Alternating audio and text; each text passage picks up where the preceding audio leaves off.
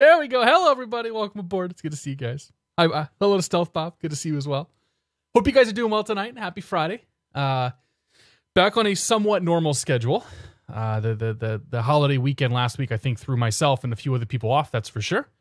But we're here and we're chilling, and I'm very excited to be here. I'm always excited to be here, but my wife has been gone for a couple of days, so I've been slumming it up in bachelor mode since she left. She left on Tuesday. So Tuesday? No, she left Wednesday morning. So I've been slumming it up in bachelor mode since Wednesday morning, and yeah, it's been a good time. It was my birthday this week. Yesterday was my birthday, so I actually hung out with Tim P.E. If you've heard of him before, he's traveling back from Boston right now, but he flew out here for some business, and he's like, "Hey, I'm gonna be in town. You want to hang out?" I'm like, well, the only day I got free is my birthday, which is Thursday. So we ended up getting together along with another friend of mine. Get the pants if she pops in here later. We hung out, and yeah, it was a good time. Had a lot of fun, and it's been a week. We got some stuff going on this weekend too. Should be fun. J Pilot, good to see you. Airbus Forever, good to see you. We'll get to the bits and the subs and all that stuff here in just a second. Planel Lover, thank you, sir. Happy Friday. Captain Keelhauler, good to see you, man. Space Andy, welcome aboard, man. Happy Friday to you as well, sir. Wife can forget my birthday, not permission to forget anniversary. Believe me, we're not going to forget the anniversary. The anniversary is the origin of the 717 if you've not been around for that. So that's going to be an easy one for me. But anyway, let's go down to the list of subs and all that stuff, and we'll get this thing underway. So first up tonight was Boeing Man 2425. Boeing Man 2425. Thank you very much for 3 months of support, sir. Cheers, my friend. I really appreciate it. Nuo the 11th. Welcome back to the Beer of the Month Club. I think you subbed before, but it appears as though it may have lapsed. So either way, welcome to the Beer of the Month Club, Nuo the 11th. Thank you very much for your support. The Daedalus is here for 7 months. He said, good morning for the time traveler. The Daedalus, man, thank you very much for your continued support. He's about to go to bed, he said, over in Aussie land. I know admittedly like nothing about Australia other than where it's at, and Sydney and Brisbane are two cities there. And that's pretty much the extent. Kangaroos, obviously. That's basically the extent of my Australian knowledge. Chris Jones, IBM, here for 2 months, man. Thank you very much for your continued support. Cheers to you, sir. Cole Freeman, 95. Welcome to the Beer of the Month Club. Cole Freeman, thank you very much for your support. Cheers to you. Alpha Bacon 56 has been here for 6 months now. He says, time sure flies too. Good to see you. Alpha Bacon, thank you very much for your support. Exterminator 24 here for 11 months. He says, last resub before Christmas. I know, man. It's pretty good stuff. Merry Christmas, my friend. Happy non-denominational winter festivus. Okay.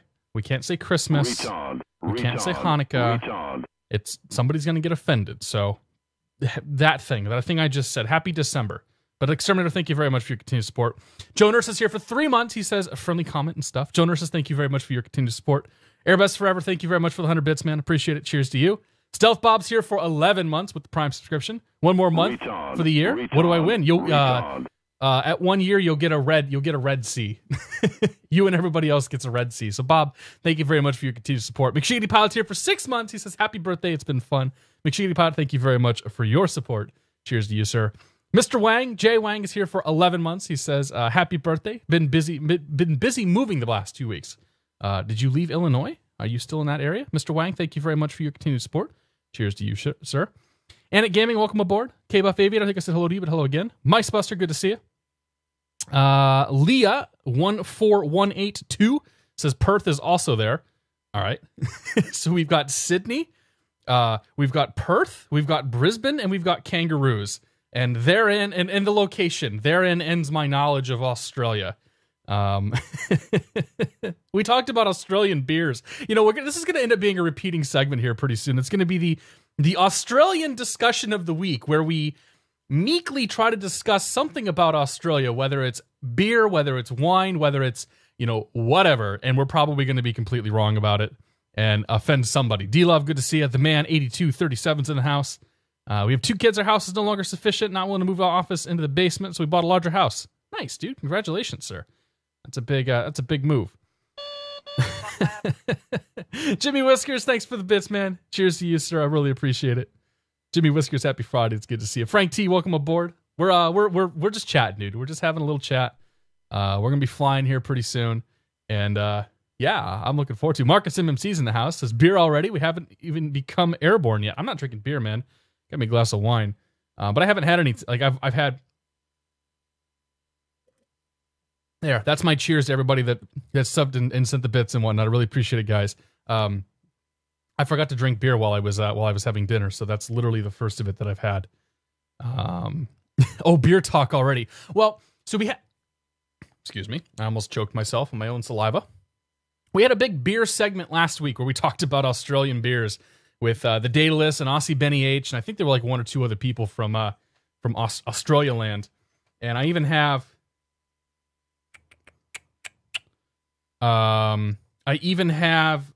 Cooper's Pale Ale beer written down as one that I have to go find from Australia. So I haven't forgotten. It's on my piece of paper here. I'll go find it eventually. Running Reject, dude. I swear to God, I looked at that name and I thought it said Running Erect, and I was about to say like, man, that's a ballsy name. No pun intended. But Running Reject, man, happy Friday. It's good to see you. It's one of those days. Ninja with the guitar, good to see you as well. He says, damn, I need a beer. Don't we all? Anyway, we're going to fly some airplanes tonight. I have two flights planned this evening. They're going to be moderate in distance, length, whatever. Just the two, and we're probably going to be done a little early tonight, I hope. Tomorrow, I'm flying up to see Rush, Aerosim Gaming, up at his hangar. So Mr. Max is going to come pick me up from one of the local airports here, and then we're going to cruise our way up to Ottawa, go clear customs in Ottawa, then head down to Alan's hangar and hang out with him for a few hours. So while we're there, we're going to meet up with Stealth Bob as well, which should be a good time. And yeah, so I'm getting up at 6 o'clock tomorrow morning. My goal is to go to the airport and go do some flying for a little bit in the morning before we go flying for real. So take the Cherokee up for a little spin around 7-ish if I can get it started. Actually, a little concerned about that part of it. And then Max is going to pick me up at like 9, and then we're going to make our way up to Ottawa. So I'm hoping to get to bed kind of early tonight, but I know how this stuff goes, and it's probably not going to happen. So we'll see what happens. But anyway, the flight plan tonight I've got for us is taking us from Friedman Memorial, KSUN, one of my favorite new little airports on PilotEdge, because look at this place. Like, it's a valley, and never mind, I got to redo some ortho out here, I think. I want it to kind of look a little bit better if I can, but it's an absolutely stunning airport that we discovered a few weeks ago. And I think Keith flew in here today when he was streaming as well. So super, that's not my plane. My plane's over here. So super jazzed about this departure. I got a couple good ones for us tonight. So we're going to fly from there up to Yakima. So flying down here all the way up to Yakima. The Yakima airport is low IFR right now. 1 3/4 mile visibility, mist overcast 200. So we're going to be flying into some good stuff there. And then Yakima is forecast to stay pretty much garbage all night. So it's going to go 3/4 mile mist, overcast 200, and then it's going to go half mile freezing fog, vertical visibility 200. So like it's going to stay pretty poopy all night. So I'm super jazzed about that. So we finally get a pink dot up here in the Northeast. So we're going to head to Yakima, and then from Yakima we're going to leave and we're going to fly up to this technically towered airport, but on PilotEdge it's going to be an untowered airport for the purposes of our flight tonight. Glacier Park International Airport. And I chose this because it looks like it's going to be super pretty, right? Okay, so it's on the Indicana Lake. I looked at this place earlier. It's in a big-ass valley. Looks real freaking cool. But when we look at the approaches coming in here, if we look at the RNAV RMP runway 20, dramatic pause, look at this thing. So if we start over on the southwest side, we meet up at Killy here, and we go up, and then we crank it around in this RMP procedure and then land towards the southwest. That looks awesome, and I really want to fly that approach. So the plan is that we're going to head up there, we're going to fly that approach, and I wouldn't be surprised if anybody else ends up going with us. I wouldn't be surprised if we see a hold or anything like that. So somebody will see a hold, I should say, if we head up there. So it should be a good time. So that's the flight plan tonight. Super, super excited about all that stuff. And this is the plane. This is our third time flying this thing. And as you know, the last time I had a little bit of a run-in with it. It did not behave whatsoever. So it's working now. It was working before. So I was able to get it to a state with which it worked. I did the dumb thing where I updated it. So we will see what happens here as we try to fly this thing again today. But this is the A320 by FlightFactor, delivery by Cessna Rocks, and I chose YouTube Air as our livery today because I think it seemed appropriate. So we'll pop inside this sucker. Been a lot of people streaming this thing. Mr. Kraus, good to see you, John. Happy Friday. Hope you're doing well. Boondock77, welcome aboard. Thank you very much for the happy birthday. ACC Original, welcome aboard. Mike Weta, happy Friday. Rying87, happy Friday. I think we got everybody there. Papa Whiskey Mike here for 11 months.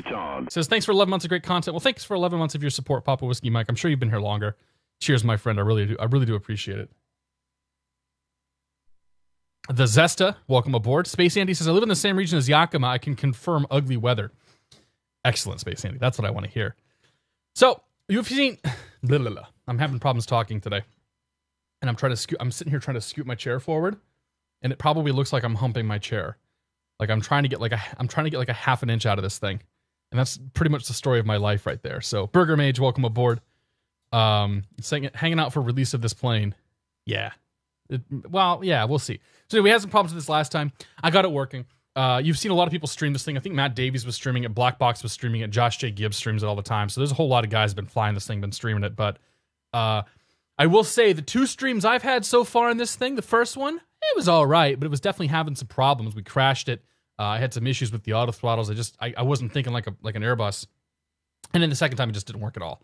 So yeah, let's get this thing fired up anyway. I'm super jazzed about this. So we're going to go... Man, it's going to be a rough night, it seems like. My wife has been gone since Wednesday, so as I've been home, I haven't had anybody to really talk to outside of like jumping on comms and whatnot and shooting the breeze with people. So, yeah, so the old tongue and voice box are maybe having some issues. Gorilla96, welcome aboard. Mr. Servants, good to see you, Ian. Happy Friday, sir. Astro Butch, happy Friday. Don't forget the tire screeches. The tire screeches, I think, have been fixed. I'm pretty sure those have been fixed. Anyway, let's crank on the ground power. Let's crank on the air starter. I'm going to turn the sounds up here. Pop on the overhead panel. External power can come on. Battery 1. Battery 2. And as I'm thinking about that, I think I turned the X-Plane. I did. I turned the X-Plane sounds off last time, so we'll turn those on. Maybe turn them down just a touch there. All right, so battery's on. External power's on. We'll just go ahead and turn the fuel pumps on now because who cares? We'll nab the crap out of all those guys. Left panel looks good. Center panel is fantastic. I will turn on the nav and logo lights. Everything else, we're good to go there. No smoking sign on. Seatbelt sign is off. Emergency exit lights armed. Middle panel is great. Right panel, also great. Okay. We'll come on down to the FMC. We're going to go... Oh, by the way, if you guys have this plane and you want to update the nav data, you can do so by buying a cycle through Aerosoft. If you buy a cycle of Nav Data Pro from Aerosoft, you can update the nav data in this plane. So I've actually got the current AirRack loaded right now, which is nice to have. And I think Navigraph is coming soon, hopefully real soon, because I do not want to have to buy another Aerosoft cycle. We'll put it that way. Hit the enter button here. So we're gonna go from KSUN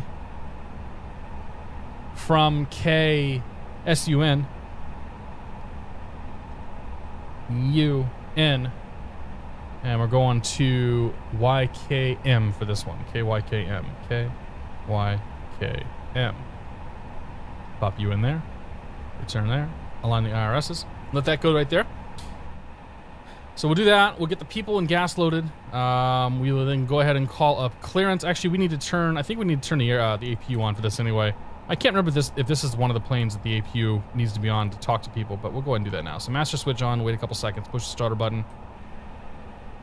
So there's been an issue with some FlightFactor planes that I've tried to fly recently where I try to get on PilotEdge and talk and nobody can hear me. And it's because the APU gen has to be on, or the engine generator. Like basically, you can't just use ground power, is what it comes down to. And I'm not sure if that's a PilotEdge thing or if that's a problem with the planes themselves. So we're just gonna kick the APU on here though. Do that, and then we'll We'll jump off of ground power. We'll jump off of ground air. Iowa Scotsman, good to see you. Ressa, welcome aboard. X-Plane 1972, welcome aboard. We're heading up to Yakima. YKM. Salisi, good to see you. Are we the solution to this is more beer? Yes, it is. RC Flyer 86, welcome aboard. FlightSim Pilot, welcome aboard. Anybody else I've missed here? Is it possible to update the nav for Zebo? Yes.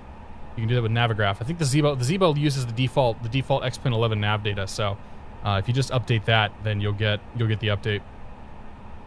Okay, APU is online. Let's make sure APU bleed is on. We'll jump down here real quick. We'll check the electrics. We have APU gen is on, but we're not using it yet. So we can pop the overhead panel, turn external power off, and then we can verify that the APU gen is powering us. And we'll go to the bleed section. APU bleed is currently on, and everything is pressurized with the cross bleed open. Okay, that's good. So we can take away you. We can take away you. We'll come on down to this guy now. We're going to go to fuel. From SimBrief, we're going to load some... Oh, we need to get this thing out. Call you. Call you. Call. All right, so we're going to go to 7,400 kilos of fuel. Take a little off the top here. We'll do 7.5. Set that. And then as far as passengers go... Probably not a lot of passengers at this airport, be my guess. Oh no, we're gonna have a full plane. Alright, so full that plane up. And then we go perf data. So what SimBrief is telling me that I'm looking for a zero fuel weight of 60.3. I currently have a zero fuel weight of 53.6, so I need we'll say 6.3. I need to add 6.3 tons of cargo to whatever I have right now. So we can do that. Get rid of the stairs, get rid of the fuel truck, because we're done with him. So we need 7.3. Right there. Set that. So now if I go to my perf data and I looked at my zero fuel weight, is at 60.0. It's pretty close. We're going to go ahead and go with that. That's always worrying when you hear that sound cut like that. It's the first thing X-Plane does before it crashes. Alright, so that's good. Pop you over there. I need to put my route in... Oh, I need to put my route in SimBrief, or into ForeFlight here. Stand by. Don't let me forget to turn this off. I always forget to do that. It's super embarrassing. When's the Boston meetup? This sure not found. Good to see you, man. I don't know. It'll be down the road. It probably won't be till after the first next year, or after the first of the year.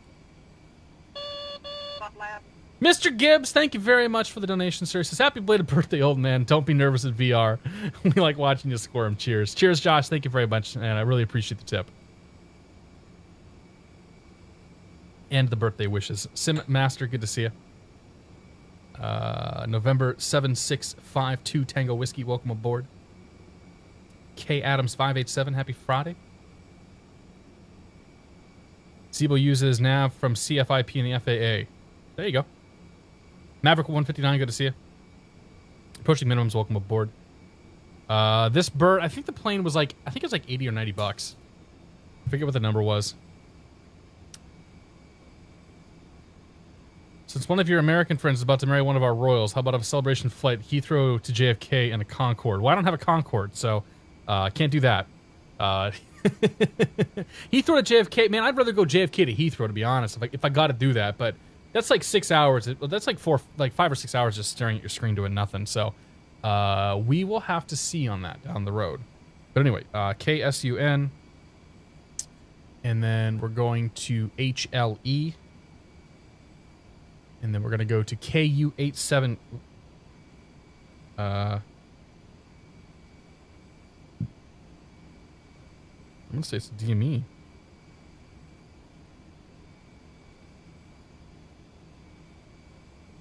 Oh, it's a freaking... It is actually an ADF. Interesting. Or an NDB. NDB, okay. KU87K. KU8... Nope. Nope. 8. Nope. Why isn't it working? I'm supposed to be able to grab that and then 8, 7. Oh gosh. 8, 7. There we go. Drag it down. KU87K. From there, we're going to go to KS03I. KS03I. Not J. I. Not J again. I. Yakima. And then KYKM. Okay, let's make sure that looks okay. That looks fantastic. Go to plates. Add plate. We're going to start with the airport diagram here. They'll probably end up assigning me the Aurelia 3. I'm fine with that.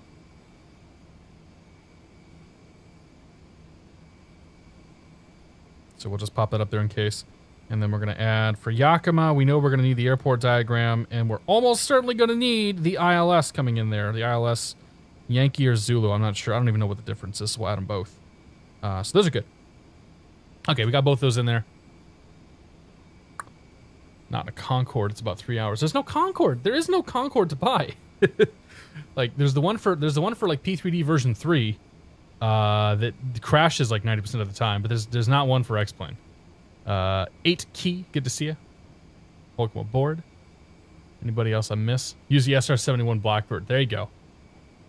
Is there not? Should be enough gas in that thing, right? Well, maybe we can see. We can see about doing that. We probably doing the Blackbird pretty quick, but I think the supersonic model in X-Plane is still pretty borked. So who knows? Ernie the Cat, good to see you, man. Welcome aboard and happy Friday. We'll see what we can do down the road. All right, so we got those things up. We'll pop over here to Friedman, and we're gonna call ground up 121.7, get our clearance. So let's pop that out of the way. Head on down here. Go to 121.7. 21.7, and while we're there, we can also go to tower 25.6.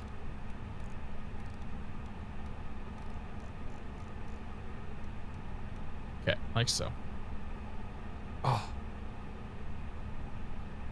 I'm all stiff. Don't say anything. 25.6, 21.7. All right. Turn this up. And let's do odds, evens, bets on whether or not this damn thing's even going to work for us. We'll do the freaking voodoo dance here. Please don't mess up on me. Let's see here. We're Redwood 717. We're going to be heading up to Yakima. We're calling up Haley, it looks like. Haley Ground, Redwood 717, IFR to Yakima.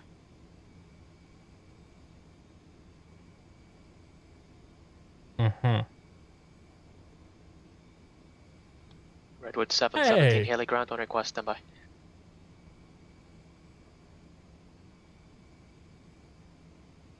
There's a non-request. There's somebody else here going to Yakima as well. Brandon G in the 757. Where's he at? There he is. You're awfully big for this airport, buddy. It's alright, though. I won't hold against you. Really, really low resolution ortho I have out here. We'll get that fixed at some point. Isn't someone making a payware Concorde? Yeah, somebody announced it, and since like showed some screenshots or some renders and whatnot. So we might see a Concorde one of these days. I won't hold out too much hope just yet. Assad, good to see you, man. Yeah, it looks like a pretty cool route. Should be fun. The second one's gonna be real good. I fly P3D 2345. Welcome aboard. Redwood 717, clear to the Yakima Airport as filed. Maintain flight level 280. Expect flight level 320. 10 minutes after departure. Departure frequency with Solix Center 118.05 and squawk 5773.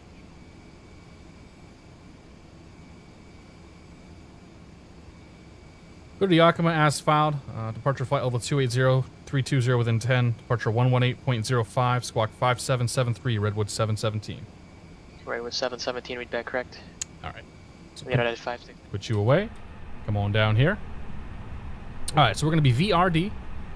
VRD 717.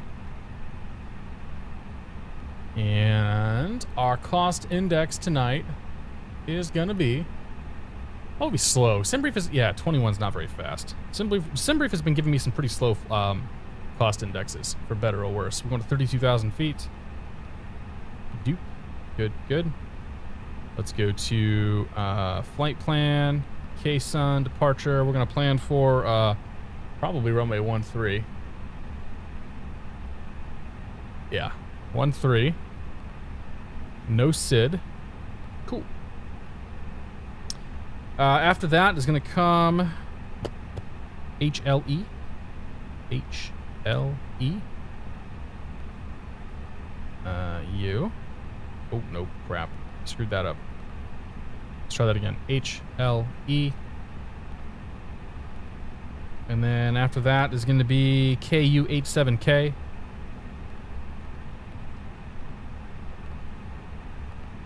And then KS03I. KS03I. And then YKM. And then we will figure it out from there, direct. Alright, so that's good. Insert that sucker right there. The plan was easy enough. Go to the init page, hop on over here. Our zero fuel weight is 60.0. 60.0. And our block fuel, 7.5. And we have plenty of extra, 2 hours extra gas here, so no issue there. Head to the perf tab. V2 138, V rotate 142, V1 138. And the trim, let's see, our center of gravity is, or I should say our zero fuel weight is currently 37.31. So well, let's go with takeoff weight. Takeoff weight, sorry, yeah, is 35.6 is our center of gravity. So 35.6 in the CG is going to put us like right there. So that's about 1.8 down. So DN 1.8.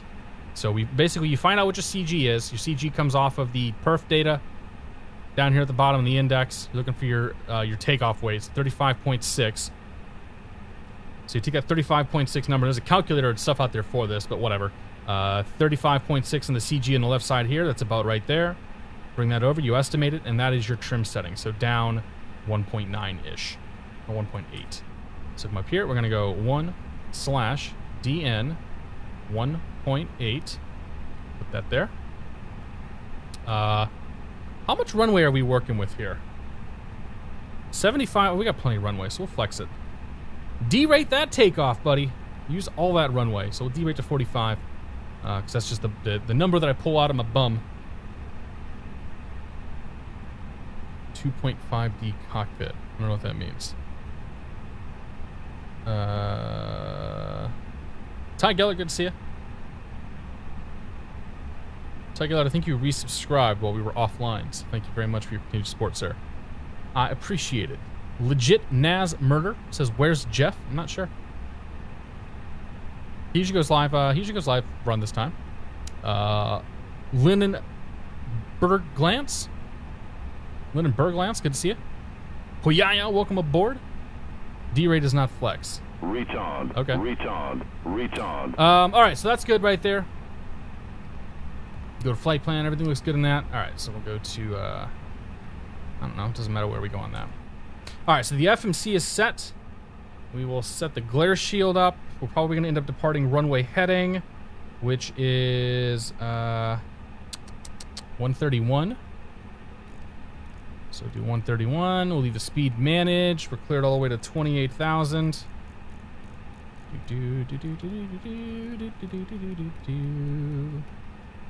Good. Not worried about vertical speed. Come over here.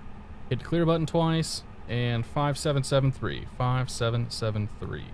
You. And you. We'll turn TCAS to all. I want to see everybody.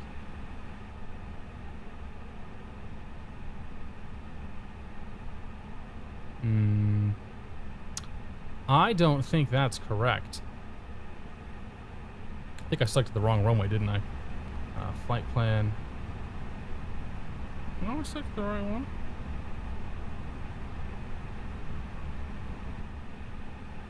Why does it show me banging the UE?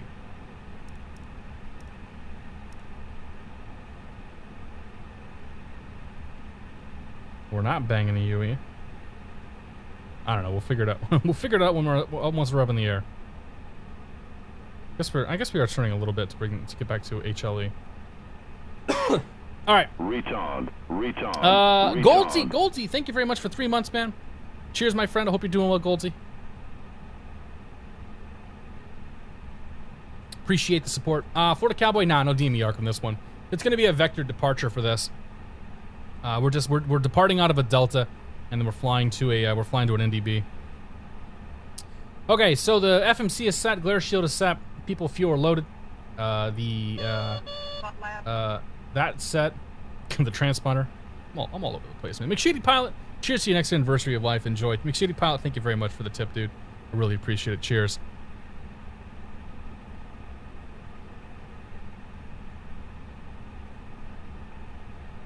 But yeah, thank you guys very much for your support tonight and for the old birthday wishes. I'm not usually a big birthday fan, so I was debating whether to even say anything. And if I hadn't met up with Tim last night, I probably wouldn't have said anything because that's just how I roll. But all right, so we're looking good there. We'll go ahead and crank on the beacon, get this sucker started up. So that looks good for the before start. Panels are good. You're good. Beacon's on. Lights are where I want them to be. Seatbelt sign, come on. Right panel looks good. Let's make sure everything is disconnected. Go to service. And our supplies are all disconnected. Fuel truck is out. Passengers out. Close the cargo doors. We will do a quick visual inspection outside. Uh-oh. Uh-oh. All right. He's in the way. So we're going to have to get around him. Because I actually do need to have... I need better pushback now. To cockpit. Please show me where you want to go. Okay, that's Josh's girlfriend. Josh would be so proud. You, and then we'll go like right there. I'm not sure how it's going to handle that. Down the cockpit. Tow is driving up. I don't know. We'll see what happens there. Kirk is being mean. Hunter C, good to see you. Happy day after my birthday. There you go. Do you have a flight stick? Yeah. I have a Cytec X55. Turn her up, he says. I have to turn everything up if that's the case. Josh, good to see you, dude. Happy Friday. Alright. While that's happening, let's grab the weather. 1304, 10 miles, scattered 7,000, altimeter 3012.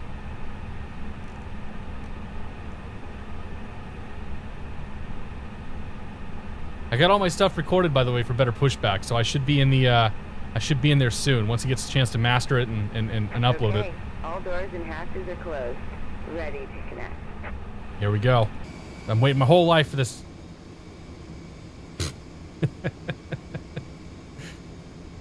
I have a feeling we're gonna run that little thing over.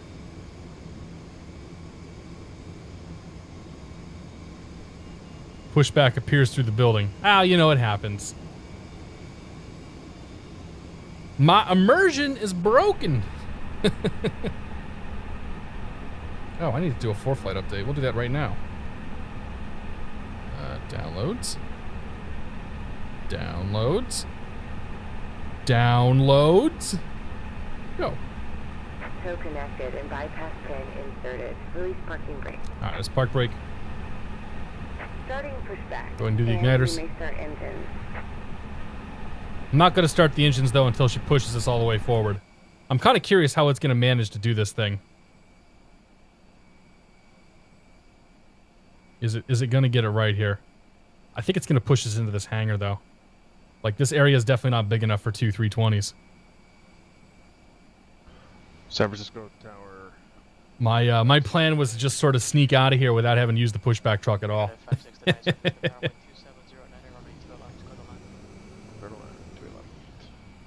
Okay, I think we're doing all right.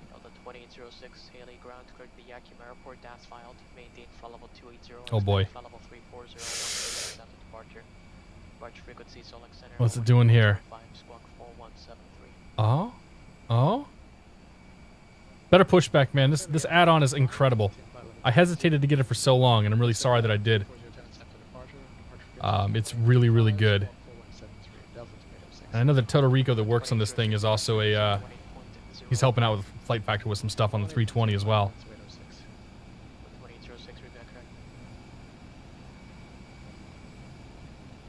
We got 3 of us here.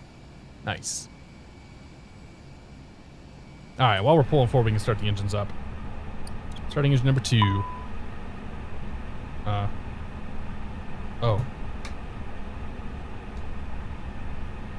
Okay, now it's at idle.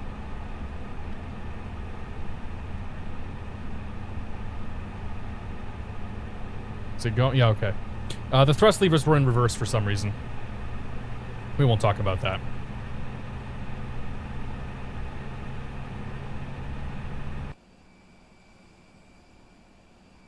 Stop. Don't turn, just stop.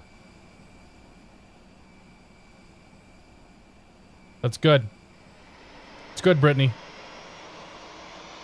Perfect. Operation complete. Go ahead and set the parking brake. All right, park brake set. Disconnecting tow. Stand by. And engine number 1.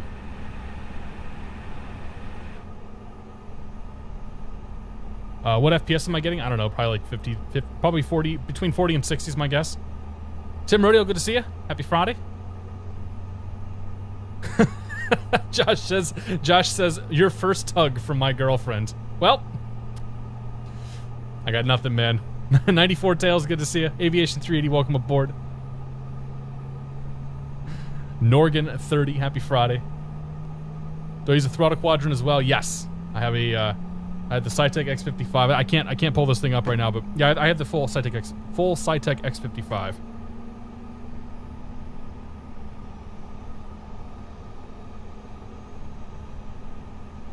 It's pretty good too.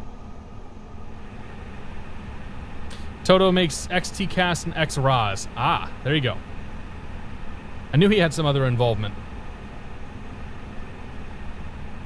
Tow is disconnected and bypass pin has been removed.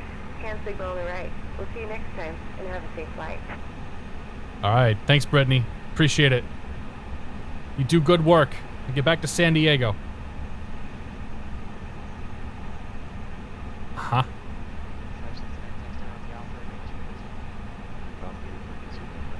She'll actually step out. He's got to get a female model to put in there though too. Like that's Toto. That's the next thing Toto's got to do, is to get the female model that he can put in there, and really work on that immersion. Okay, so let's get this thing configured up and we'll get out of here. You down. You activate.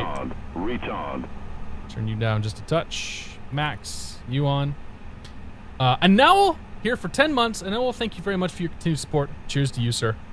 Why is she from San Diego? Because that's where she's from.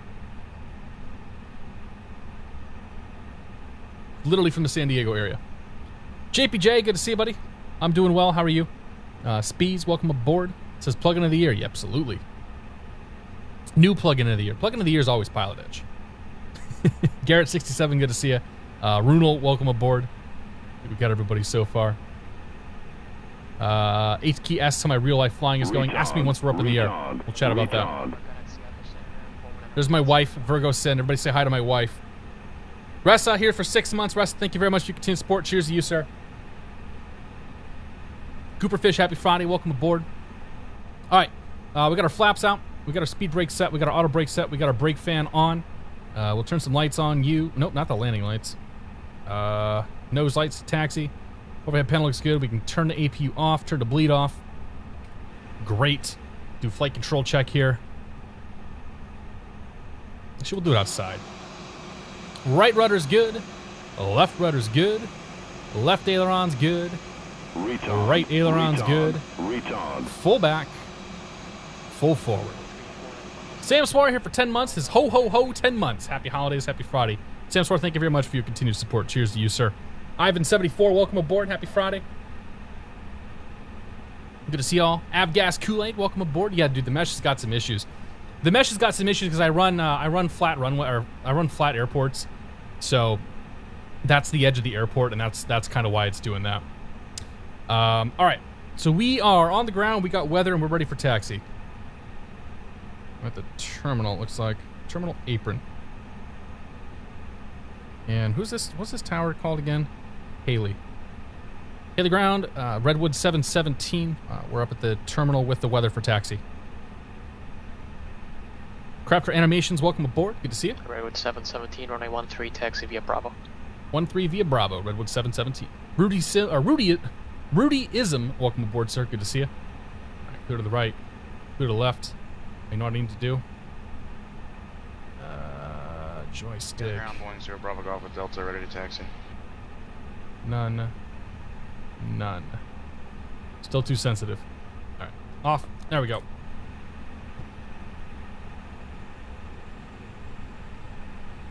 Go to the right, go to the left.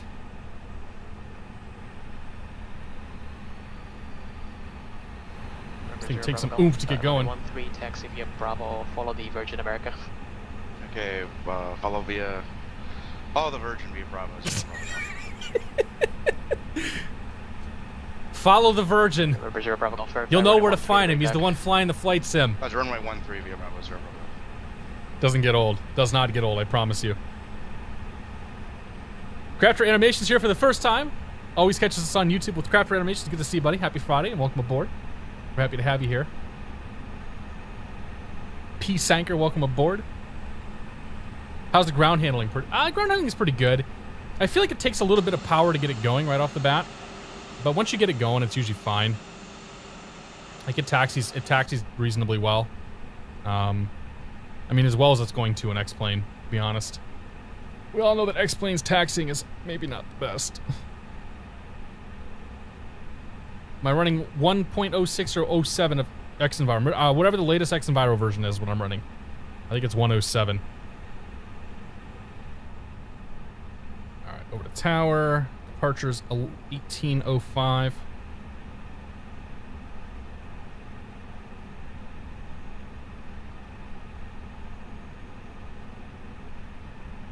Stop there. 1805. Redwood 717, Haley Tower, wind 120 at 4, runway 13, clear for takeoff. Clear for takeoff for me, 13, Redwood 717. Capital ground, Sky 54222, information whiskey, we're at Bravo 3. All right, lights. Air car ramp. Looking for camera. Eastbound, information whiskey. And action. Flaps, speed brake, auto brake. Aircraft calling capital ground, say again.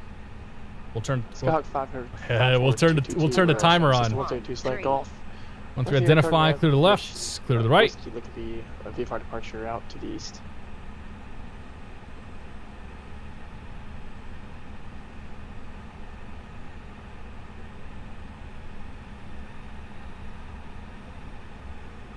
On runway 1. Here we go.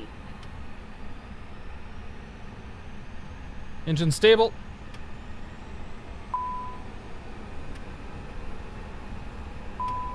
There's the flex. Remember 54222, you said you're in the cargo run. At the cargo ramp, we're at Bravo 3. Okay, airspeed's alive.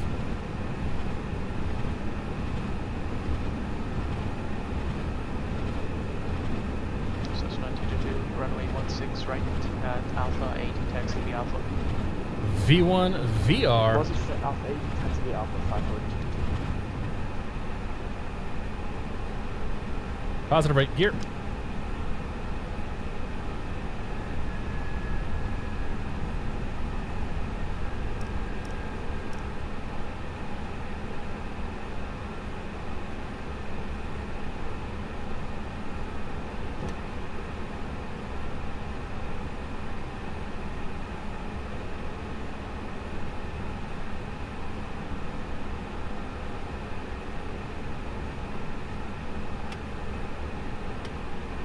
Thrust climb.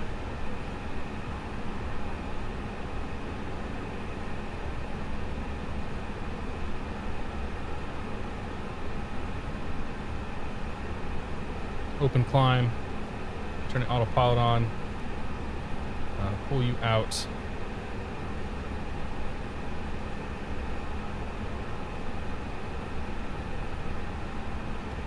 Have not been given departure yet.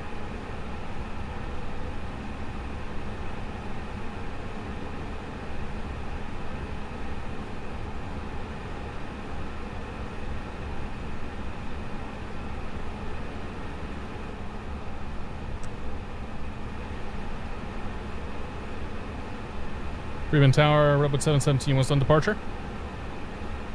Redwood 717, leaving 15,000, connects Salt Lake Center. Okay, Salt Lake Center leaving 15,000, Redwood 717.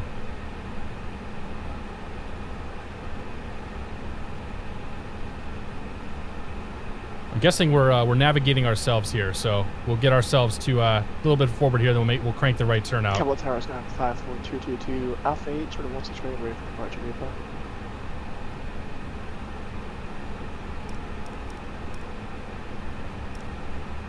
Airport 54222, Capital Tower, left cross with departure from runway 16, right at Alpha 8, clear for takeoff. Make that turn there. Left cross and departure for takeoff.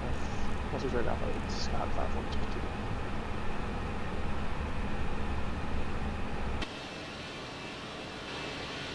Ellie Tower, point 0, Bravo Golf. Yep, takeoff. Gear, lights. Wait, gear. November 0 Bravo Golf, correction, November 360 Bravo Golf, Ellie Tower. Gear hold short, lights. runway 13, waiting release from the center. Flaps. Hold short. Good enough. 0 Bravo Golf. Oh, I forgot. I set the wrong transition altitude. Whoops. I keep forgetting to set that. My failing as a pilot. Retard. Retard. Jonathan retard. Cordova here for 3 months. Jonathan Cordova, it's all good, man. He says, howdy. Sorry I'm late. Jonathan, thank you very much for your continued support. Cheers to you, sir. Games 2015-2016, welcome aboard. Altimeter setting. She flies. She flies indeed. Believe it or not. Let me get ourselves lined up here. There's the HLE intersection, or HLE NDB. You can even see it down there. Probably on top of that hill right there.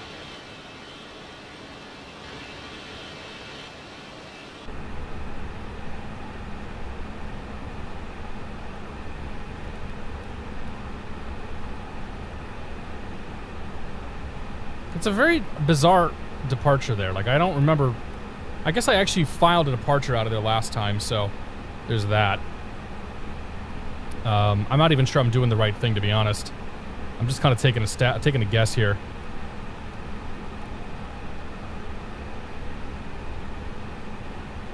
All right, that's looking good. Put her back into manage mode. We'll go. Let's see here, direct there.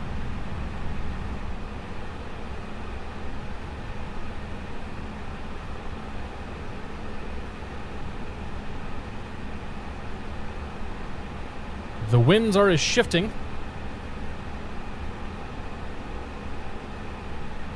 We got X Enviro shifting some winds, and we got the plane struggling to catch up to it. Seems like we're doing okay now, though.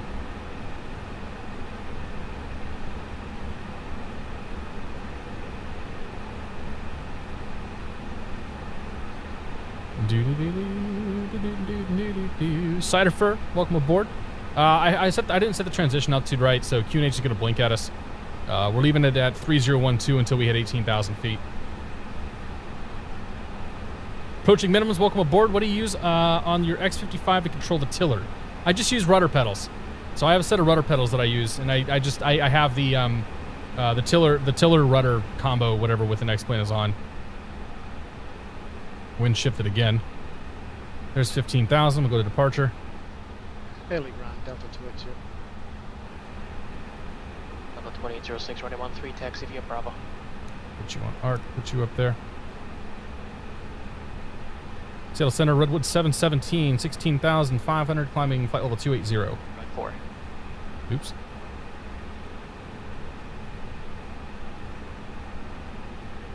We stepped on each other. Seattle Center, Redwood 717, 17,300, climbing flight level 280. Redwood 717, Salt Lake Center ident. Doop.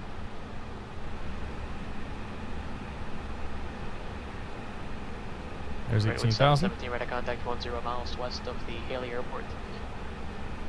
We go standard. Position check, 717. Up we go. Not a bad little departure out of there. I like that one. I'm assuming they're following like the real world procedure there, but it almost felt like that was an untowered airport the way we blasted out of there. Slim WP says, what are your X and Viro settings? I can show you later. I've got them pretty conservative though. Jeffrey Valentine, welcome aboard. It tells me my savings are $320 million or $20,000 on the FlightFactor.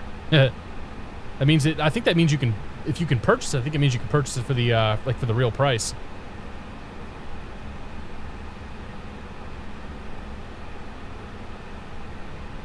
What do you use for clouds? We're using X Enviro. X Enviro. Oh, we can turn the lights off too while we're at it. Boom, boom, like every good sim pilot. As you wait till 18,000 feet to crank the lights off. Retard. Jeffrey Valentine, welcome to the Beer of the Month Club. Thank you very much for your support. Cheers, my friend. Appreciate it. Hope you're doing well. Flight Logic, welcome aboard. Premier One did a video out of KSUN. I think I recalled it seemed non-standard. I'll have to check it out then. I probably should have filed a departure heading out of there, to be honest. The departure would have gotten me clear of all the mountains and whatnot, but it was a nice enough day that it wasn't that big of a deal. So I just assumed that I'd fly out there to that NDB and then crank myself around and go north. But yeah, I'll have to look into that. I'll have to see Premier One driver. I'll have to go see if he's got, or go check out his video. Kyokin says, the SOP for my airline is to turn the exterior lights off at flight level 180. Yeah, I think most of them are like that. Like, I know Southwest does that as well. Or some of them are like, if the airport is above, like, 3,000 feet, then you do the lights at 18,000 and stuff like that. Ethax99, welcome aboard. Remember 0 Bravo Golf. What is the beer of choice tonight? I have a Pinot, or a Cabernet Sauvignon from 2006, from the homemade vintage collection of the Schuff residence here. So I'm not doing beer tonight. I'm probably gonna have this one glass of wine and then call it a night because I got an early morning and a long day tomorrow. Angry Pilot, welcome aboard. Does this thing have the IAE or CFM? I have no idea. Every week somebody asks me about the engines, and every week I have to hang my tail and say I do not know.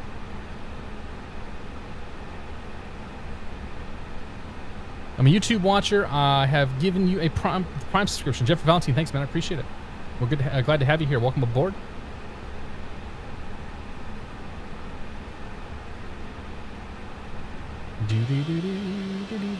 It's pretty quick flight down or up to Yakima. CFM. There you go. The CFM engines. I don't know the difference. I don't know that I care about the difference, but yeah. Any tips on studying for the PPL test? Do a little bits at a time. So if you're studying for the written test, you know, make sure that you do your practice exams from somewhere. I think I used ASA's practice exam stuff. I honestly forget who I used for it, but I think it was ASA.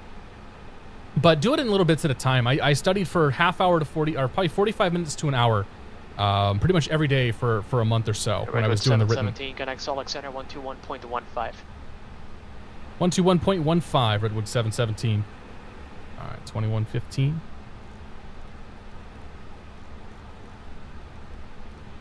$2115, right Level there. 2806.120 at 4 runway 13, clear for takeoff.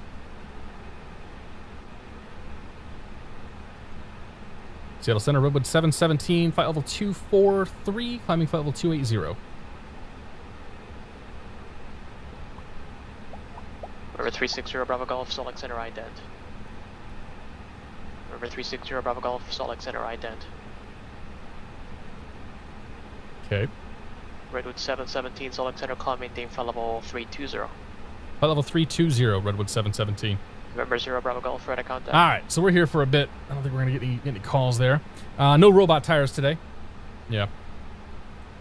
So yeah, I don't know the difference between the engines here. IAE engines are smooth. CFM have the exhaust cone. There you go. I'm not that smart. Oh yeah, so studying for the PPL exam. Little bits at a time. Like I said, 45 minutes to an hour for me worked really well.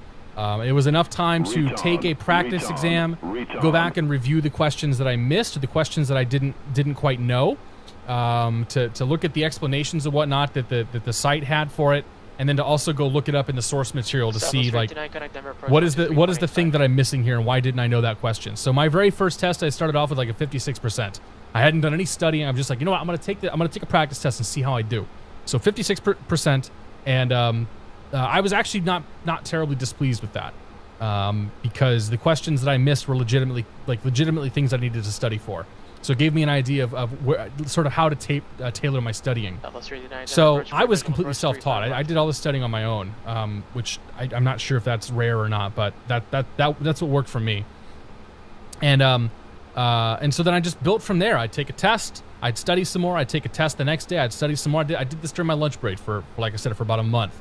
And eventually I got to the point to where I was banging out like 92 to 95% on pretty much every practice exam. And when I finally took the written exam, I was at 90. So I was very, very, very happy with those results. And I think the DPE was pretty happy with them too. So yeah, I would just say little bits at a time, man. Don't overwhelm yourself. Don't cram a couple days before you're going to take the exam, because that just ain't going to do you any good. Flying Delfino, good to see you. Welcome aboard. When do you think is a good time to start studying for the PPL? I mean, the best thing that you could honestly do would be to have your written exam done before you even start training. But remember that you have 2 years from the time that you complete your written exam to do your practical exam. Otherwise, you have to take the written again. So the written's good for 2 years once you pass it. So I would, if you know that you're going to be done within 2 years, like take your written exam, get it knocked out, because you're going to have a leg up just going into training, having that knowledge already. So do that. Otherwise, you know, start training when you think you're going to be serious about actually doing PPL training. Oxbox here for 8 months. He says, "Woo, time really does fly." Cheers, sir. Hope all is well. Oxbox, thank you very much for your continued support, man. Cheers, buddy. I appreciate it. Good night, Cindy. We'll see you later. She's leaving us now. She just came in to say hi. Alaska 583. And they're probably having a laugh at our expense. Flying Dutchman, good to see you. Looks kind of odd. The sun shines on the bottom inside of the cowl when the sun comes from the back end. Well, I think that's kind of an explainism. Uh-oh. Okay. Yeah, I think that's a bit of an explainism. Remember 434 Papa Connect, Chinook approach 123.8. I'm not taking flying lessons yet. Yeah, if you're not taking flying lessons yet, then I mean, you can read and study all the material. Just don't plan on taking the test until you're serious about doing it. But like, there's nothing stopping you from grabbing the PHAC or the AFM or even the FAR AIM and just reading those now. Like, if you want to apply those to your flight simming, you know, you can always do that. It's certainly not going to hurt anything. Jay Patel 512 is here for 2 months. He says, so much to learn from you. Well, I appreciate it, man. Thank you very much, dude. Cheers. So, yeah, I would just hold off. I would hold off on you know, until you're ready for lessons. But like, when you get to the point, like, about if you say, all right, I'm going to start training on this day in a month, then, you know, study and bang out your written. But there's no reason why you can't study now, because the knowledge that you get now, especially the fact that we're all simmers, right? The knowledge that you get now, you can apply to your sim, and you know, you can use that. Like, you can do something with that knowledge. You can apply it, and I think that's I think the best way to handle it, in my opinion.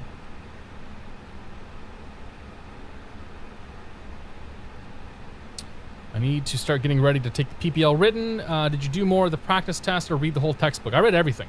So I read the applicable chapters in the AFM, the Airplane Flying Manual. I read the entire PHAC front to back. I read some chapters twice. Like, some of the stuff I didn't understand or I didn't have a firm grasp, but I read twice. And I went back and read even more stuff again as I was taking the practice tests. So I read that. I didn't read the entire FAR AIM, but I made sure that I was familiar with like the most important sections and the most important stuff, just based on what was in the oh man, what was in the ACS. So once I did all that stuff, I had a pretty good feeling for everything. Then I started doing practice tests, but I didn't start taking the practice tests until I'd already finished reading through all the material. And it would be the same as like not taking the practice test Or not taking practice tests until you're all the way through ground school. Like, there's no reason to start doing the tests if you're not all the way through ground school. In my opinion, at least.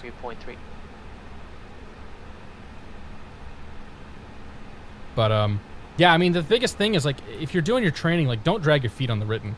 You know, get to the point where you're comfortable with it, bang it out, and just call it a day. Like, just, the sooner you get it done, the better off you're going to be in the long run. Am I PPL or CPL? I'm a PPL. I got my private pilot's license back in September. Martin Guasso, good to see you. Happy Friday.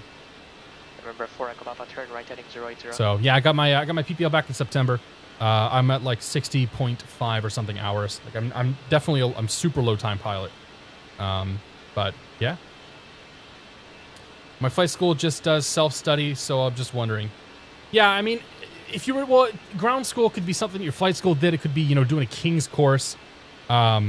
At some point, you're going to need a CFI to sign off that you actually know. Like, you need a CFI sign off to be able to do the PPL written. So that's either going to come from, you know, if your CFI is okay with signing you off on that, that's fine. Otherwise, it has to come from, you know, whatever ground school or whatever program that you've used for studying. Loke, a virtual welcome aboard. Congrats. Which airplanes are you based on? I flew out of Daytona Beach back in 2016. So you were probably at Embry-Riddle. We have some Embry-Riddle people in here from time to time. I'm based out of Lawrence, Massachusetts, up in Massachusetts. Kilo Lima Whiskey Mike. So LWM is where I'm based out of. I'm actually close. I'm closer to Beverly, Bravo Victor Yankee BBY. But I do all my flying out of Lawrence because it's just easier that way for me.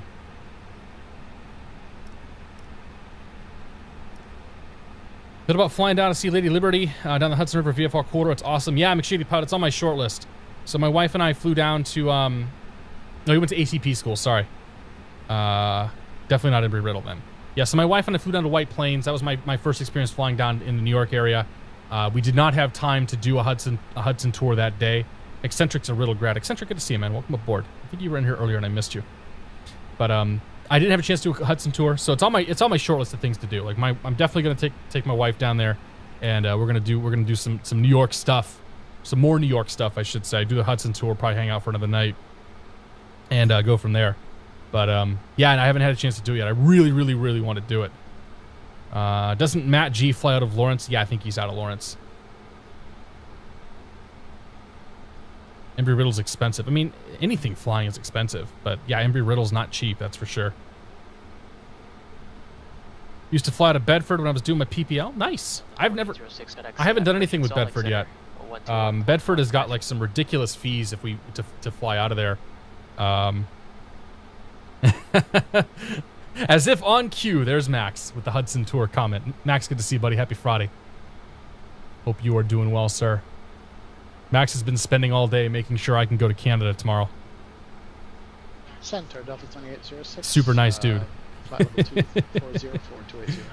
I've flown a real Cherokee 140. The pilot said I was chill and calm as I was flying in the sims. Definitely helped with that. Oh, for sure, dude. Yeah.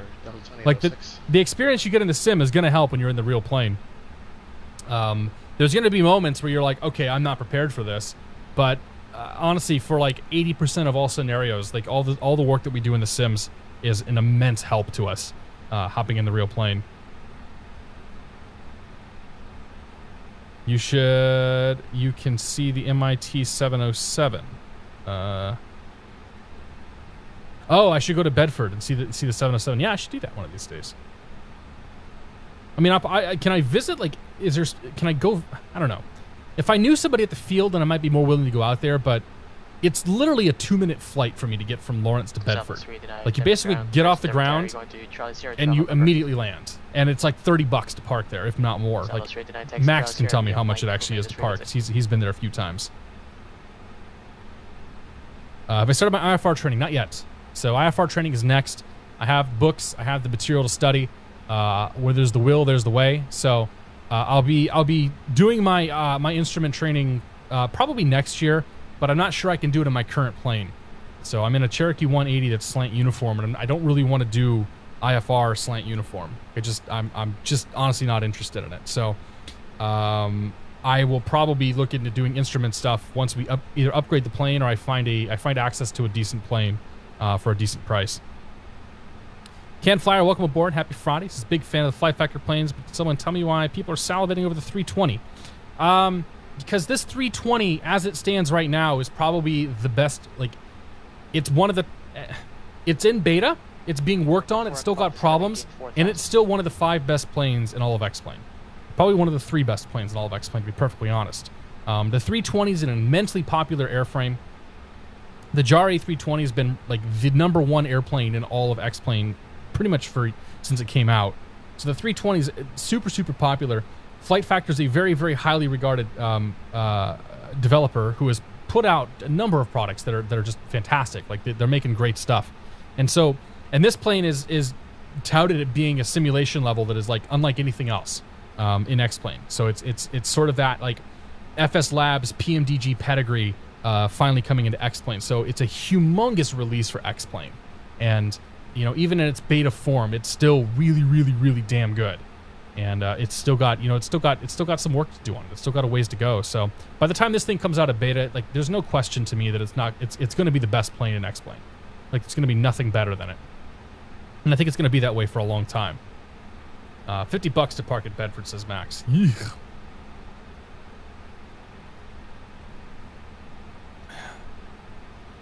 Do my IFR commercial at the same time? Yeah, I got a lot of flying to do before I can do my commercial. Flying to my new home of Teterboro. Oh man, Teterboro is gonna be expensive too. If I go to White Plains, Max can get my fees waived, or at least so he claims. Candyman the pilot. Good afternoon. Happy Friday. Good to see you, man. It's going pretty well, dude. We're just we're hanging out. We're flying over. Still in Idaho right now, and a bunch of clouds and whatnot. So there's not much to look at outside. The weather's supposed to be pretty poopy down where we're going in Yakima. I'm crossing my fingers and really hoping that it'll stay that way. Is MD-80? I mean, I won't rank the planes. I'm just like I'm saying, like, if I were to pick my 5 favorite planes right now, like from we'll just even talk about the airlines. I won't even talk about general aviation. It's going to be the MD-80. It's going to be this thing. It's going to be the 757 by FlightFactor. And I don't know, like, those are the 3 best right now, in my opinion. But yeah, we got a lot of good stuff out right now. That's for sure. Serious Max can give me a cookie as well. Yeah. HP in a wave every time, for sure. When do you expect the A320 to be released? Probably not until after the holidays. My hunch is see, it's been about a month since the first beta came out, so my hunch is it'll probably be another month and a half on the second round of beta, and my guess is it'll be released for good, probably January. But I honestly, I have no idea. I really have no idea when this thing's coming out. They don't tell me any more than they tell you. Candyman the pilot says, what is the route? We took off out of Sun Valley in Idaho. Friedman Airport, KSUN. And we are making our way up to Yakima in Washington. So we got a short little jaunt up there. From Yakima, then we're going to head to what appears to be a very, very pretty airport up in Montana that I'm excited about. Does the latest 757 from FlightFactor still work in X-Plane 10? I think so. I think it's got some issues now, though, in 10, but it does. I think it still works. If Chevy rules this year, I think Chevy was trying to run it the other day, so he would probably know. Jimmy Whisker says, I've worked in Sun Valley. Nice, dude. Is it beautiful? It looks like it's pretty out there. Oh, IXEG. Yeah, IXEG would be the other one. Yeah, IXEG is certainly one of the better planes. I forget about IXEG, to be honest. Like that's sort of come and gone in my memory right now.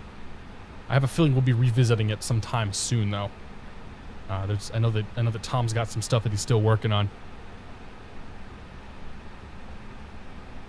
Tim Rodeo says the extended version of the 757 still has some issues in X-Plane 10. Some things aren't terribly realistic, so it's got some problems. It sounds like. Hi, Crash Lot 13. Good to see you, buddy. Happy Friday. Hope you were doing well, sir. 757-200 works fine. It just doesn't have the improvements of the X-Plane 11 version. So if you're in X-Plane 10, it sounds like get the 757-200 and just skip the extended version for now. Bought a new system, 7740X, 1078 gigabytes, 16 gig. Okay, yeah, it's fine, man. That machine will do very, very well for this sim. I have a 1070, I have a 4790K, so you've got probably a comparable system to what I'm running. You could go into Bedford on an Angel flight and they waive the fee. Yeah, but I think for Angel flight, don't you need like 250 hours and an instrument rating? I know that you at least need an instrument rating for the Angel flight stuff, so maybe down the road we'll look into it. I need a lot of flying time. 1 or 2 hours at a time is basically what it comes down to. Running recheck, man. I keep looking at your name, and I keep thinking it's running erect. God damn it! You're killing me here. You guys really need to use some capital letters once in a while. Ian says, "Done cart build. Looks like it's time to get to Yakima." Hell yeah, dude. You should if you can fly into Yakima, man. That'd be the bomb right there, because it's socked in right now. Disgruntled Sailor, welcome aboard. Happy Friday. It's good to see you. Serious question. If I tell my pilot next week that I watched Josh Gibbs, will they let me try the landing? No, but they may give you a... No, I don't know. No, they won't let you try the landing. Come on, dude. I know that's not a serious question either. For normal ops, 320 seems rock solid at the moment. Yeah, it's pretty good. I haven't had a ton of issues just yet.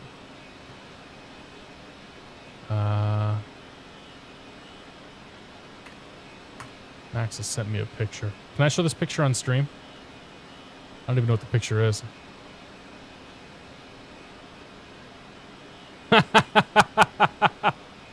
Yeah, we can show that on stream. Max has sent me this from his car.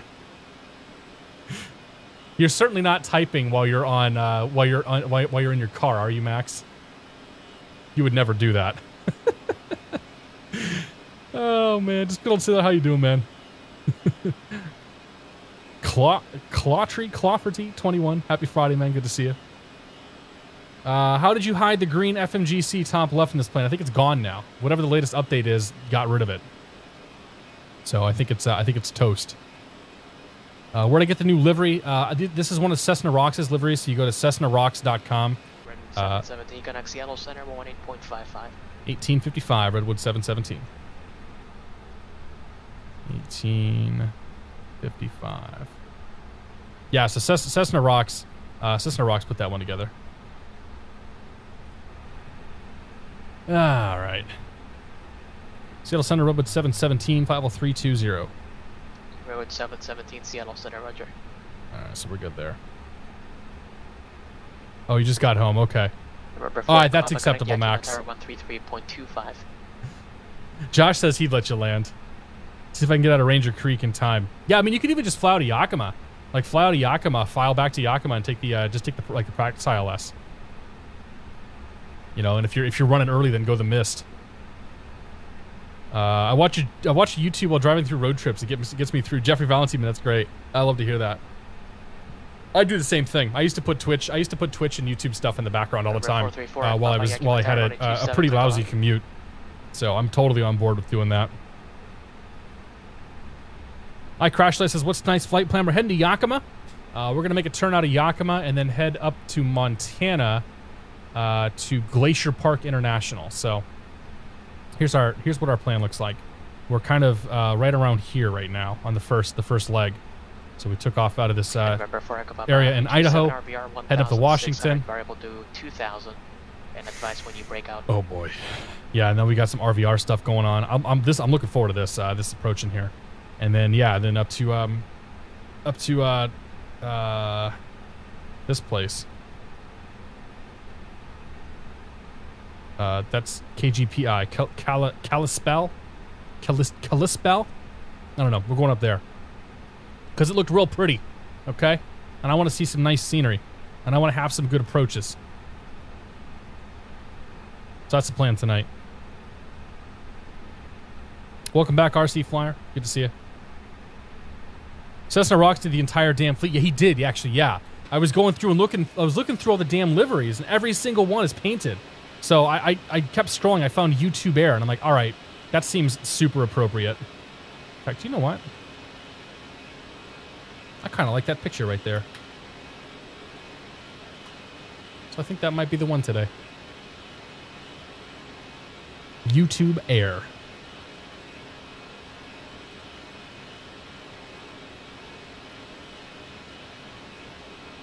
It's not going on mine. Yeah, you would update. So run the updater today. Like run the updater right now, and it'll probably go away. It's almost certainly whatever version is out as of like an hour or 2 hours ago. I think I updated it. What's the ETA? Will be there in 22 minutes. Probably closer to a half an hour. Because we got to get vectored and all that stuff for the approach. Munt23, welcome aboard. Just joined the stream. Any news on when you'll be able to buy the Ultimate? It was on sale. It was on sale. I don't know if they ran out of copies or not.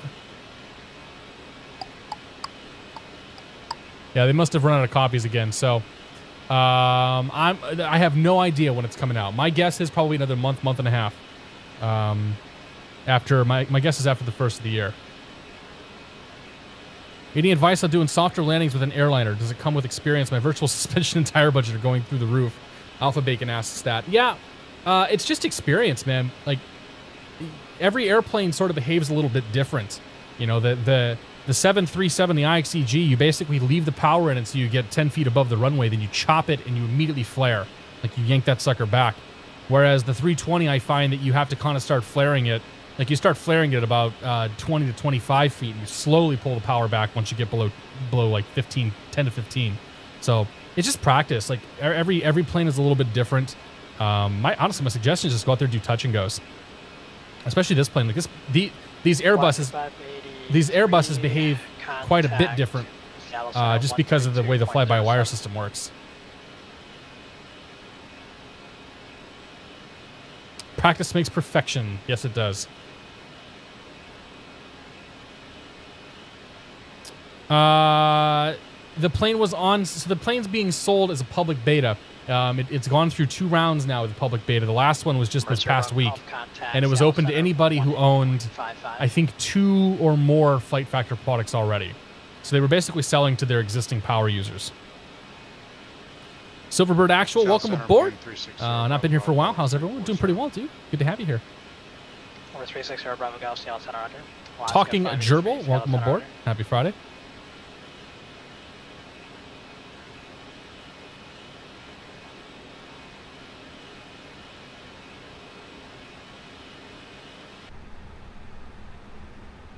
Got top of drop coming up here soon-ish. But we need to put our destination data in too. Number 4, Echo Papa Roger, taxi by Alpha 2 parking, remain this frequency. The approach phase. And winds are calm. Actually, start with QNH. So the altimeter is 30.03. And the temperature is 01. American 6960 Alpha Center, I did change to my frequency 13.00/000.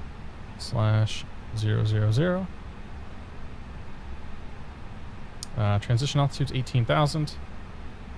Boop. Approach speed is going to be 140. Landing speed will be 135. We're going to be config full. Great. A little more fuel on board than I like to have, but such is life, I guess.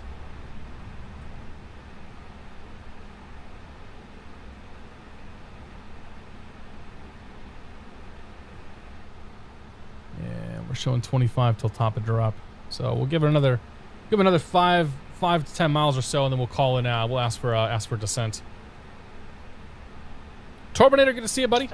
Happy Friday. Hitman 4945, welcome aboard. Fast Joe Testarossa, welcome aboard. Bought a copy last week. Didn't even own any other FlightFactor. Just keep your eyes peeled on the store. Oh, that's cool. 2806, Cadillac Seattle Center 118.55, 1855. It's actually Saturday for you. All right, happy Saturday. Just had an interview for security at my local airport. Nice, dude. Sweet. I am a little bit worried about the fact that we are coming up on what appears to be clear skies. 2806, what's that on? Status 6432, roger. X Enviro, weather briefing. Alaska 583, send a positive description, maintain fault. And doesn't have YKM in here just yet. Okay. K1 S5 doesn't have that. No. All right. Well, we'll give it. I'm putting my faith in X Enviro here. That's gonna give me the right damn weather. Because it's definitely not. It's not supposed to be clear there. It's supposed to be quite bad. What sort of wine do you hope to have in a few months? Good wine. We're making a Cabernet Sauvignon. And actually, yeah, we pressed the wine on Saturday. So I don't think I've seen you guys since then. Arrival 717, send a positive description, maintain fault 240. 240, my discretion. 717. We're heading down now. Oh, I didn't turn my brake fan off. All right, 24,000. Punch that in there.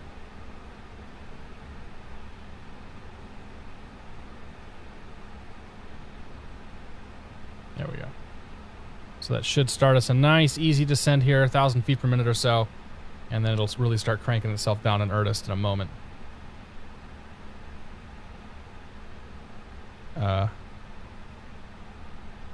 Oh, right, yeah, it's got the interim altitude in there. I'm like, why is it showing... I'm trying to figure out why it's showing that... 717, connect Seattle Center 132.6. 132.6, Robot 717. All right. 32.6. Seattle Center, Robot 717, flight level 313, descending flight level 240. Robot 717, Seattle Center. Okay, so 24,000 is where it's keeping us. I would watch Thai Winery on IRL. I thought about trying to stream IRL, but it wasn't like it wasn't going to be an interesting thing.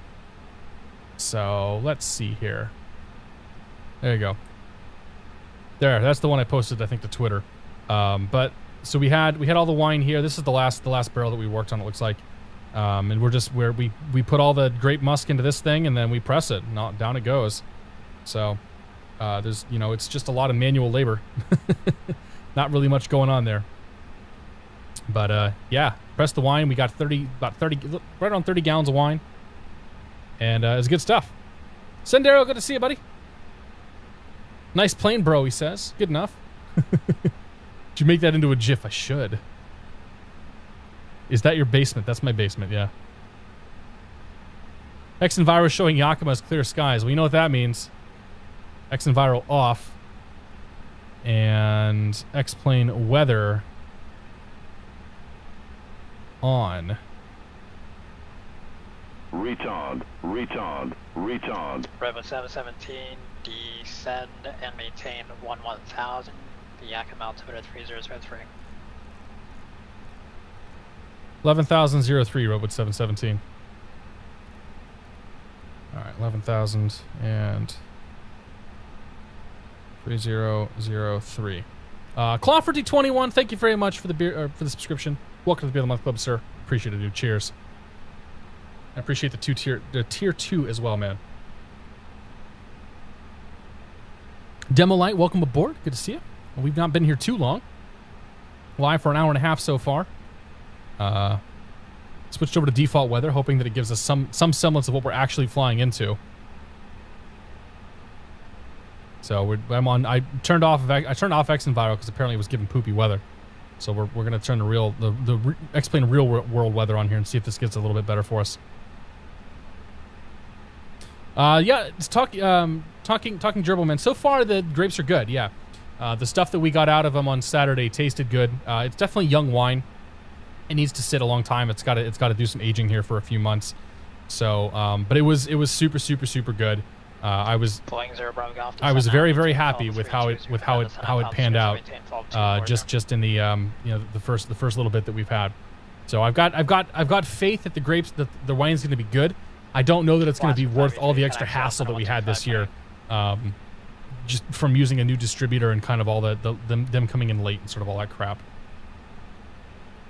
Quantidin, good to see you, buddy. Happy Friday. Hope you're doing well. Thinking about getting X Enviro. Is it worth the money? I wouldn't do it right now. It definitely looks better than the stock stuff, but it's like the stock stuff in X-Plane 11 is pretty good. Like this is stock weather now. So I just turned X Enviro off. So if you go to the VOD, tab back a little bit, you'll see what X Enviro will look like, and compare that to here right now. So I think that I don't think I'd spend the money on X Enviro at the moment. My personal opinion. Hamlam 73, good to see you. Sky, yeah, I know SkyVector's showing pink dots, so we're hoping that it gets picked up in X-Plane here. Let me see what X-Plane's reporting. So the Addons 2525. So I should be able to do over here. Southwest 6432 to 2525. Transition, San Jose altimeter 3005.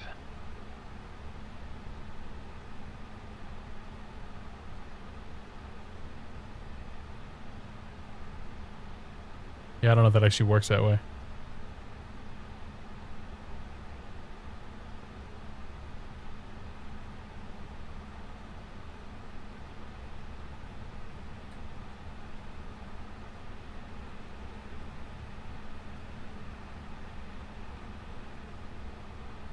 I'm not sure if that's going to work.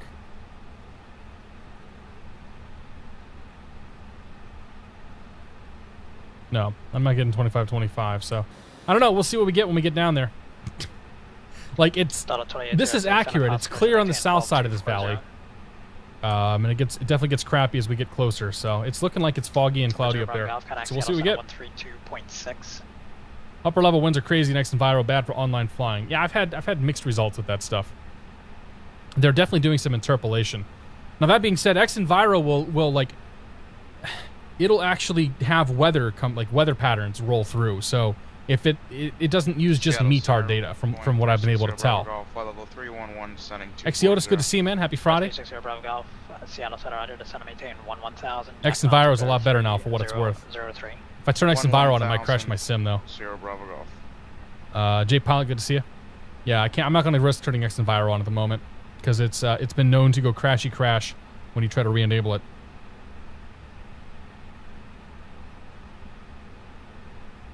So we will stick with stock. Let's see what we end up with.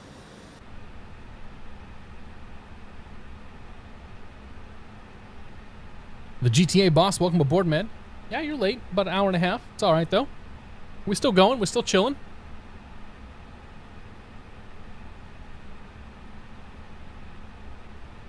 Figure out this ILS approach here.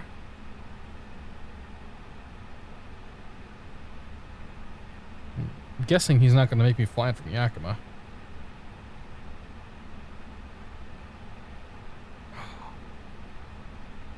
Hop on down here and get loaded in, though. Flight plan. Yakima. Arrival. So we'll plan for the ILS Yankee 27. And we'll just put that in there for now. Back at 6960, contact open center 134.37.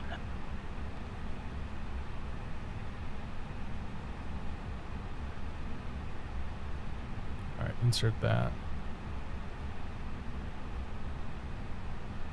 No, I still want to go direct Yakima. Bring it 6960 up in center. Alright, let's go heading mode. Donald 2806, insert Seattle Center 132.6. Direct Yakima. And then we'll back to, okay, so we're back in managed. We're good there. Retard. I still want to be on a managed descent. Seattle Center, Delta 2806. Oh, I don't want to be. Okay, so this thing's all screwed up now, and it's not going to descend on the profile it was on. So let's do. We'll do a manual descent here. 3003. Center maintain 11,000. So we'll do about 800 feet per minute, and I go to perf, and the descent phase. We're looking for 274 on the speed. All right, so it's got the speed and whatnot. Boondock 77, welcome to Beer the Month Club. Thank you for your support, sir. Cheers to you, my friend. I appreciate it.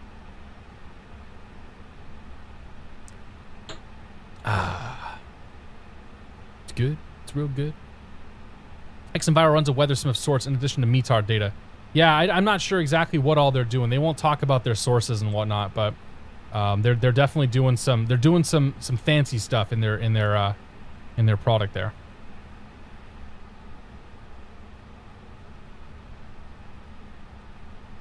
Alaska 583, Kodak Portland approach 118.42. Okay, so we're doing good here.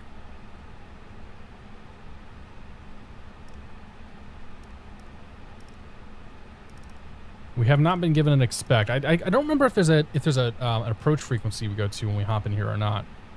So I guess we'll find out. But there's transition altitude.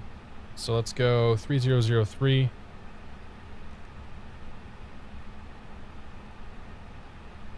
Zero, 03. Oops. Nope. Alaska 583 Portland approach. How do you expect the ILS running 10 red approach? Somebody tell me how to get the Zebo 737 back to VNAV after taking it out of VNAV. I can never get it to go back in. Oh man, I'm the wrong person to ask for that. I'm the worst at that stuff. People spend 10 grand on RC jets. Yeah, they're all crazy. RC flyer men. I'm telling you, they're all crazy. Certifiably nuts. Bracket 6960. But correct. that being said, everybody needs a hobby, so it's good stuff. I'm insanely jealous. I'd love to fly an RC plane. I think it'd be a good time. Bracket 6960 Roger. Clear at Klamath Falls, Lima, Mike, Tango.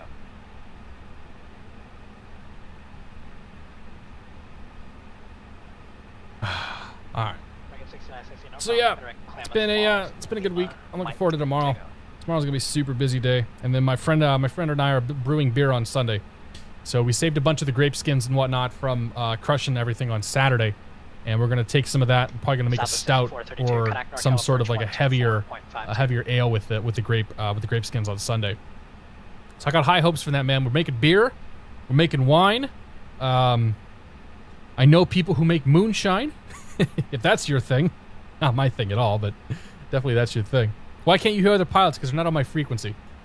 So we'll get other pilots once we're down on ground, and we'll get any other pilot that we're on the same frequency as, and then we'll get everybody once we're down to the ground. We're on tower and whatnot. 34 right, clear for takeoff.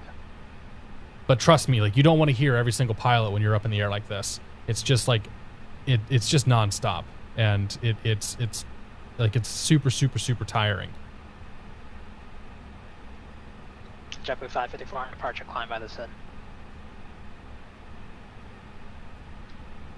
Southwest 6432 NorCal approach, advised when you have the weather Oh, channels. man. Expect the ILS. Wish I had time to get back into RC flying. Haven't flown in a couple of years. That sucks, dude. Vladdy Vendetta, good to see you. Brewing your own, reported to the authorities. Nah, dude, you can. Well, the moonshine's a different story. Moonshine is definitely not legit, and I cannot reveal who I know that makes moonshine. But brewing beer and making wine is totally legal as long as you don't sell it. And it's like there's a certain limit as to how much you can make. 435 and again, you can't sell it at all. But yeah, I give it away to people all the time though. I gave a bottle to Tim yesterday, Tim PE, and I'm taking a bottle up to Rush tomorrow to Canada. Max, you're not really a wine drinker, or else I'd give you a bottle. But if you want a bottle of wine, I'll make up a bottle of wine for you too, if you're even here. Lincoln TV, hello, welcome aboard. Happy Friday. It's good to see you. Hope you're doing well. So if you guys are just tuning in, we're heading into Yakima right now, up in Washington State. Yakima is reporting extraordinarily bad weather. 26 minutes ago, they were reporting 8th mile visibility, 1,600, 2,000 foot RVR, fog, vertical visibility 200. So it's pretty poopy. And you can see that we're starting to descend into some of the crap. So we've be on the ground here probably in the next 10 minutes or so. He'll have to start getting us vectored and all that good stuff. And Frontier Flight 250 on departure, climb by the SID. All right, here comes 11,000 feet. Zava 6432, roger. Redwood 717, connect. Yakima, correction, Chinook approach 123.8. Chinook approach 23.8, Redwood 717.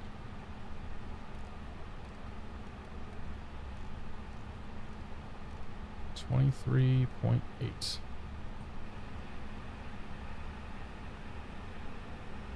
Chinook approach, Redwood 717, 11,000. We got the weather at Yakima. Redwood Bravo 717, Chinook approach, roger, expect the ILS running 27 approach. We'll expect that, 717. Okay, that's exactly what we were expecting. So let's talk about this approach real quick. Bravo 250, runway 34 right, clear for takeoff. All right, the ILS 27 approach coming into Yakimo, tuning to 110.1. We're going to bring ourselves in on 274 on the course. And we're expecting vectors to final, so I'm not too worried about getting us in there. We will be looking at minimums of 700 feet. Departure radar contact, on the maintain flight level 230. 700 feet's not going to be good for us. Either way, we're looking at minimum 700 feet. So we'll see what actually ends up happening there.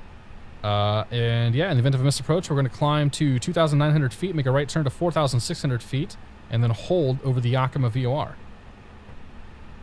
I didn't realize this only took me down to 700 feet. That's going to be a huge problem. Oh, the other one, oh, actually, the ILS Zulu, runway 27. That's the one we want. Let's program that in. So the ILS Zulu takes us all the way down to 200 feet. That makes a lot more sense. I was going to say, man, that's odd. Whoa, why did that get so big? Bravo 717, I'll have lower in about 30 seconds. 717? Scooby-Doo 1555, thank you very much for the donation. It says, love the streams, missed out on the last 2 weeks, 11 months here. Scooby-Doo, thanks a lot, dude. I really appreciate the tip. Cheers, my friend. Thank you guys all so much for your support tonight. Alright, arrival. Standby, please. ILS Zulu. Put that in there. Insert.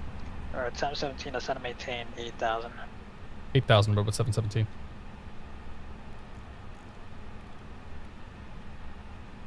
Okay, we're just going to do an open descent. Oop, we need to bring the speed back, though.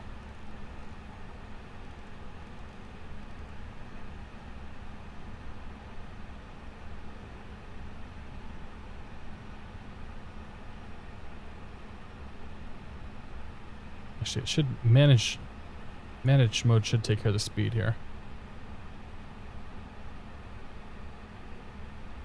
See what it does. Robot 717 is the ILS Yankee, by the way. Okay, I don't think the ILS Yankee is going to get us down. Can we get the ILS Zulu 717? You can expect that. 717, 717, thanks. Yeah, so the ILS Yankee had minimum 700 feet. That's not going to get us down. Robot 717, fly present heading vector to join the correction vector to the final approach course. Okay, present heading vectors final. Robot 717. Alright, let's go ahead and pop our speed brakes out here. Robot 717, 15 miles from Donnie, fly present heading maintained 5,700 until established on the local, correction, 3,700 until established on the localizer, cleared ILS running, ILS X-ray, or I'm screwing up here, aren't I? Cleared ILS Zulu, runway 27 approach. 3,700 till established, cleared ILS Zulu, runway 27 approach, Redwood 717. Boeing 0 Golf, connection. Okay, so we're going to go down here, we're going to activate approach mode. We got full flaps out right now, or full speed brakes out right now, I should say. We're just going to bring everything back we got. Lights, lights, lights. Just light this whole thing up.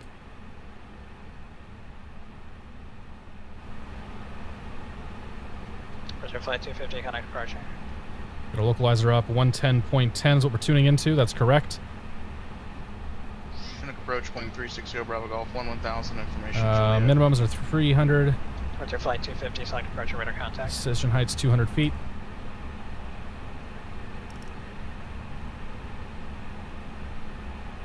Frontier flight 250, unable for now. I'm gonna go one notch of flaps. I'm just trying to get myself super draggy here.